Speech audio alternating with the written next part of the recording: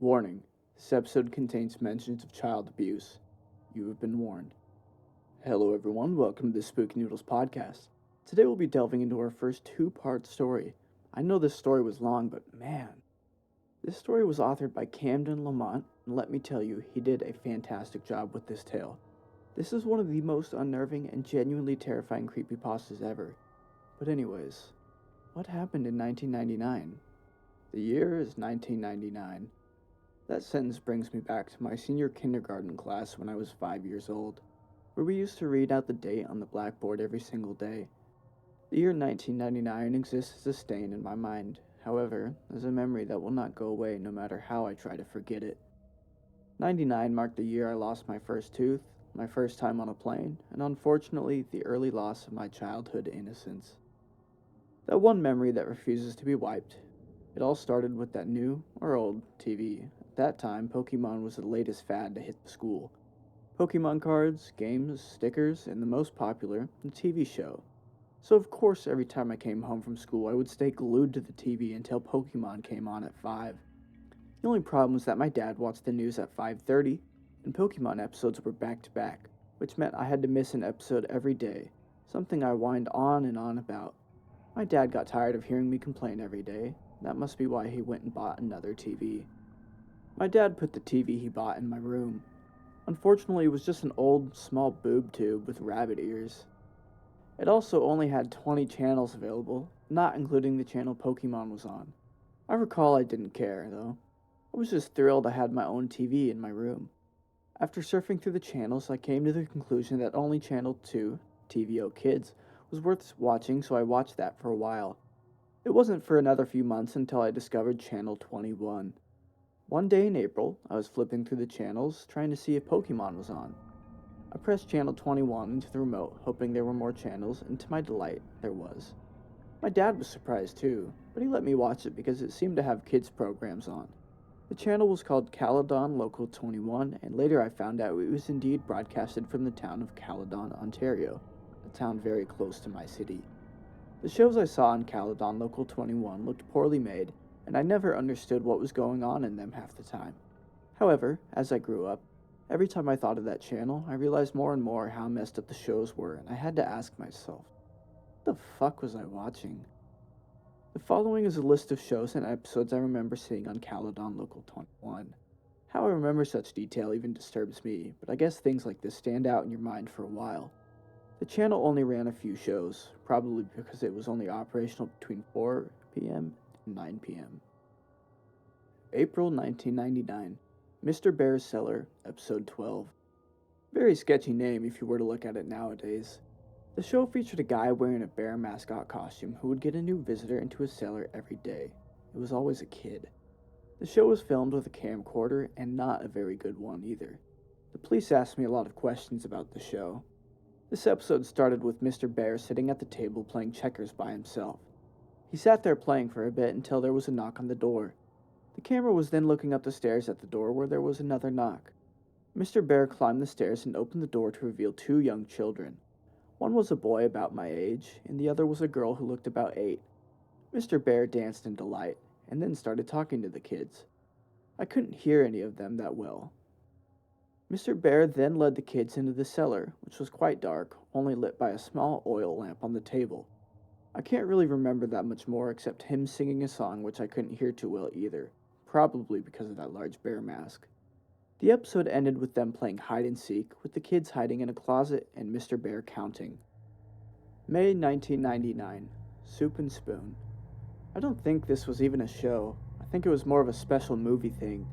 All I know is I stopped watching Caledon Local 21 for a while because I thought the show was too stupid, especially since Pokemon now came on at 4:30 and 5.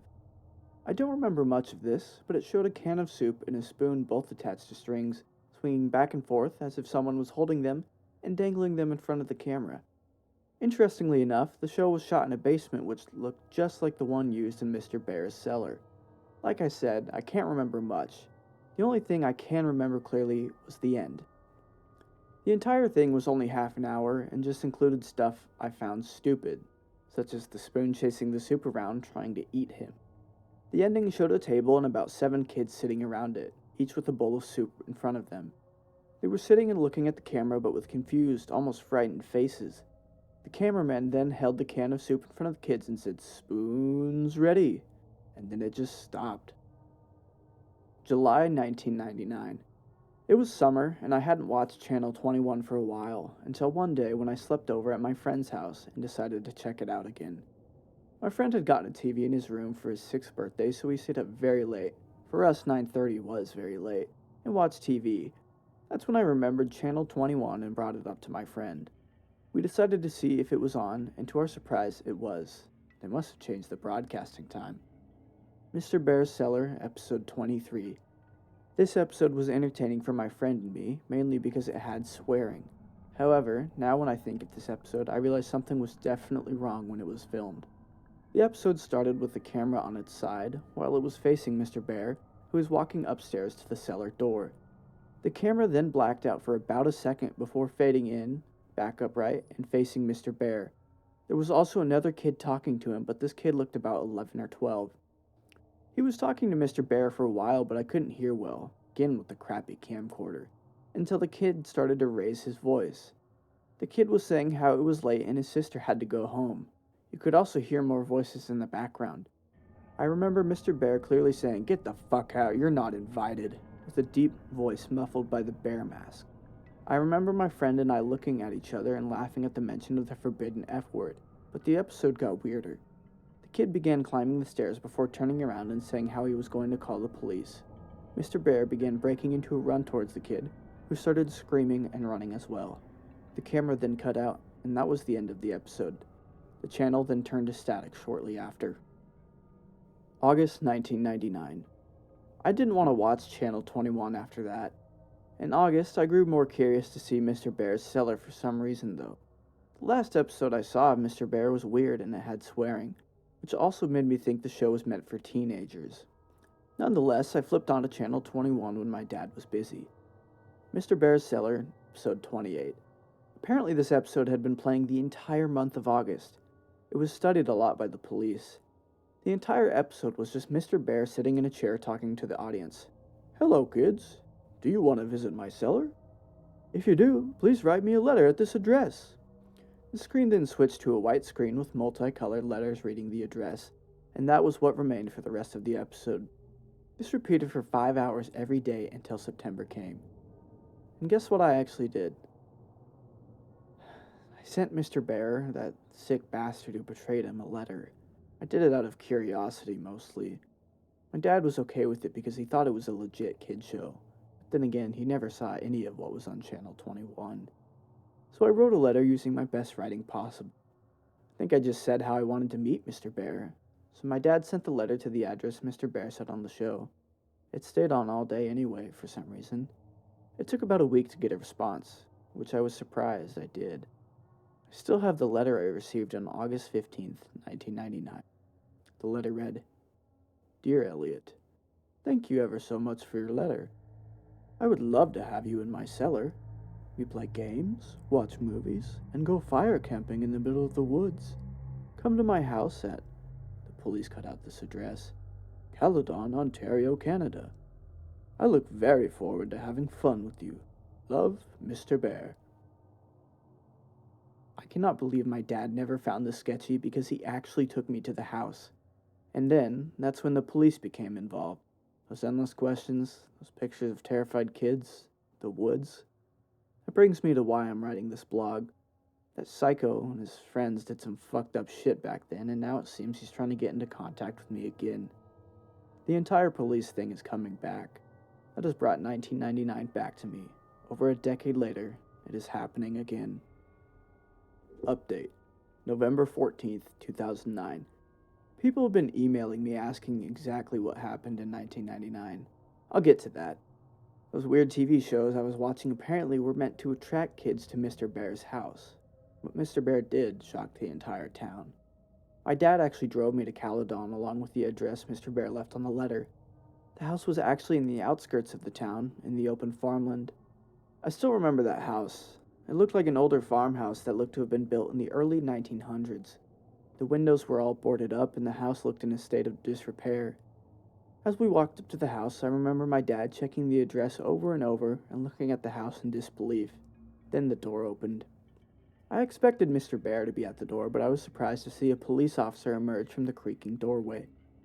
The officer began talking to my dad, while I quickly asked if that was Mr. Bear's house. The officer's face cringed slightly, and he muttered, "Oh God," or something like that. He started talking quietly to my dad so I couldn't hear, although my dad told me to go to the car anyway, and then we just went home. My dad was quiet the whole way home. I felt something strange had happened. My dad never told me what happened for a while. I forgot about it anyway, too.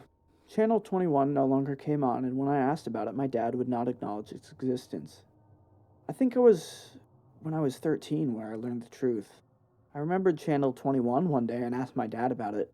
I guess he finally decided I should hear the truth. Caledon Local 21 was a local TV channel that ran from October 1997 to August 1999 in the Peel region of Ontario. The entire channel was made from a house in Caledon, the one I visited, and run by a man who was not really known by anyone in the town. The channel was only available to older TVs because the signal was only picked up by rabbit ears. The man created all the shows on the channel, all of which were kids' shows. He was Mr. Bear, and he was the mysterious cameraman. The real reason he created the channel was more disturbing than what was originally thought. As you might have already guessed, he kidnapped kids and held them in his cellar. While most people thought he was a serial child molester, he really wanted to use kids for another purpose. The day I arrived, the man had fled his house the night before. The day before the police went in for their investigation, I wasn't the only one who was watching. Update. December 2nd, 2009. Sorry for not answering any questions for so long. I haven't accessed my email account for some time. Anyway, let me finally set things straight about what I know. Back in October, I visited the house previously owned by the man who ran Caledon Local 21. 2 women lived there, operating a daycare business. How ironic. Now to answer the questions you guys emailed to me. Question. Who else watched Caledon Local 21? Answer. I know other people watched it for sure, including those kids who wound up at Mr. Bear's house. After some Google searches, I found a few people on the NeoSeeker forums who were discussing shows from Caledon Local 21. They talked about the 2 shows I watched, but also another 2 shows I had never seen before. A user named I Am Real Life seemed to know all the shows that were broadcasted on Channel 21. Here are the 2 I've never heard of. The Fallen Angel and Life. I Am Real Life described it as a fairly boring show about a guy rambling on and on in front of the camera about how we must please Satan and appease him before it is too late. Paint with the Soul. I Am Real Life and another user called Sigi92 were discussing this show. They described it as Blair Witch-like, as it consisted of the cameraman wandering around a forest at night, doing nothing particularly interesting. I'll go looking for the conversation and see if I can get the link. Question. Where is Mr. Bear, or the guy who wore the costume? Answer. If I did know, I would have said earlier. I have no idea where this guy is, or if he's dead or alive. Hopefully dead. When I see my dad's friend next time, I will ask him about this. Maybe I can get a more definite answer. Question. What did Mr. Bear do to the children? Answer. This is by far the most common question I've been asked. I found this out in October as well, via my dad's friend who is a retired Caledon regional officer. Apparently the man playing Mr. Bear took the kids out of the house and into the forest nearby. What he did there, police are not exactly sure how it happened, but 16 charred bodies of children between the ages of 4 and 13 were found in a 15 by 15 foot ditch deep within the forest. My dad's friend didn't want to go into exact details, but I'm seeing him next Thursday anyway, so maybe I can extort more information from him then. That's all I have for now. Thanks for keeping an interest in my blog. I will try to gather as much information as I can for my next post. I've actually been getting pretty interested in this myself. It should be my right to know what the hell happened. Update. January 14th, 2010. I'm sorry I haven't posted anything for a while. I kind of lost interest in this blog since I hit a standstill while looking for more information about the identity of the owner of Caledon Local 21. However, a few weeks ago I struck gold. I found some answers surprisingly from the father of a kid I used to babysit. He lives just across from my street, and I used to look after his kids when they were younger. He currently doesn't have a job either. He used to live near the woods outside Caledon and witnessed the owner's activity in the woods. His name is Anthony Poyo. When he lived in the small bungalow outside the woods, he would often venture in to smoke a joint of marijuana or two before returning to his work as a woods craftsman. Poyo described that sometimes he would hear voices of children coming from deeper within the woods, as well as a glowing light off in the distance. Poyo told me these events started in late 1997. Note, this is around the time Caledon Local 21 began airing. He apparently became annoyed by this happening every once in a while and actually went to investigate. Poyo then described what the whole scene looked like when he got there. There was a group of kids, he said about 13 to 17, of ages 5 through 12, gathered around a large pit with a burning fire. With them was a single adult. Poyo talked to the man, noting his unusual unkempt appearance, crack addict, as well as his constant twitching, and asked what he was doing out in the forest with children. The man said they were on a camping trip, something they did frequently. Poyo did not suspect anything. Caledon has one of the lowest crime rates in Canada. He simply left it at that and told them to be quieter. Poyo then paused for a while before telling me that they never became quieter. In fact, sometimes he heard loud chanting from the children in an unknown language. He didn't bother meeting the man again as he was moving away. I told Poyo that the man was probably the owner of Caledon Local 21, but he doubted it as he heard that the man was moving to Pickering by several other residents near that area. Here's what I now know. The man would take kids into the woods regularly for camping. The fire pit Poyo described may be the hole the bodies of the children were found in. The children Poyo saw are probably the ones found dead. The man moved to a city called Pickering, a smaller city east of Toronto. I will discuss this with my dad's friend, the ex-cop, and see if this matches anything the police knew about the man. I also want to see if he has any other knowledge of what was aired on Caledon Local 21. Update. February 10th, 2010. Good news, guys. I talked to my dad's friend and he disclosed a lot of information for me. First, I asked if the police had any information on the man who ran Caledon Local 21. He replied that they have only had the same leads for years and never found a suspect. However, the Peel Regional Police do have some tapes found in the house Caledon Local 21 was broadcasted from. He took me over so I could watch a few. I guess I haven't said much about him yet. My dad's friend name is Mitchell Wilson. Pretty nice guy. He seems to understand my thirst for knowledge and what happened during the late 90s in that house. He feels it was wrong that my dad went so long without telling me much. He took me to the Davis Road Police Station. If you don't know, it's the largest station in Caledon and one of the largest within the Peel region itself. Each of the main stations around Peel have some of the tapes. I was able to watch all of the footage that the Davis Road Station has. Unfortunately, I wasn't allowed to take any tapes home for obvious reasons. Paint with the Soul, Episode 10. Garbage Thrown Away. Paint with the Soul was one of the shows that I Am Real Life and Siggy 92 discussed on Neoseeker. I told the police about this and they informed me that the 12 episodes of the show were made and broadcasted between December 5th, 1997 and January 8th, 1998. Exactly as I Am Real Life and Siggy 92 described, the episode opened with the cameraman wandering around in a forest. It appeared to be during the evening as it seemed the sun was setting. The cameraman walked along a path until he got to an area where there was a lot of garbage lying in the leaves. The camera looked around at the various wrappers, bottles, bags, and boxes, making sure each item got a few seconds of screen time. The camera then focused on a single area before the man spoke. I recall he spoke in a very timid, quiet voice, and I swear I've heard it somewhere else before, like on another Caledon Local 21 show. I could barely hear what he was saying, but he mainly talked about how humans are garbage, or something that had to do with saving ourselves by cleaning up the garbage. Us. It actually sounded really stupid, but still a feeling of dread came over me. I mean, that forest was possibly where these bodies were found, right? Mr. Bear's Cellar, Episode 25.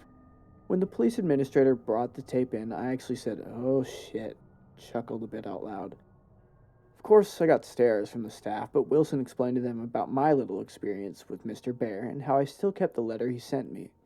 Like the previous episodes, the one included a guy wearing a bear mascot costume. The episode began with Mr. Bear waddling over to a cellar door with a bottle of orange juice in his paws. On the ground were 16 shot glasses, as well as a small bottle that contained an unknown liquid.